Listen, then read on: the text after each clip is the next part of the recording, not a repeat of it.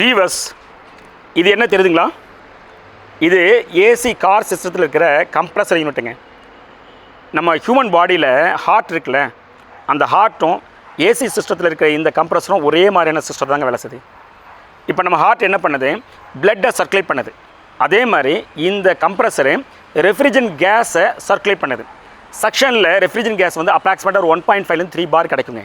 அதை கிட்டத்தட்ட ஒரு 13லேருந்து 16 பார் வரைக்கும் ப்ரெஷரை இன்க்ரீஸ் பண்ணி கொடுக்குற வேலை தாங்க இது செய்யுது. சரிங்களா? இந்த கம்ப்ரஸரை வந்து மேஜராக 2 கேட்டகரியாக பிரிக்கலாம். ஒன்று வால்வே இல்லாத கம்ப்ரஸர், இன்னொன்று வால்வு இருக்கிற கம்ப்ரஸர். வால்வு இருக்கிற கம்ப்ரஸரில் இன்னும் 2 டைப்பாக பிரிக்கலாம். ஒன்று மெக்கானிக்கல் வால்வு, இன்னொன்று எலக்ட்ரானிக் வால்வு. இந்த வால்வ்லாம் எதுக்கு தேவைப்படுது, சரியா, இதனுடைய ப்ரோஸ் அண்ட் கான்ஸ் என்ன, இதை பற்றின கம்ப்ளீட் டீடைல்ஸ் வீடியோவில் நம்ம அப்கமிங் வீடியோவில் பார்க்கலாம்.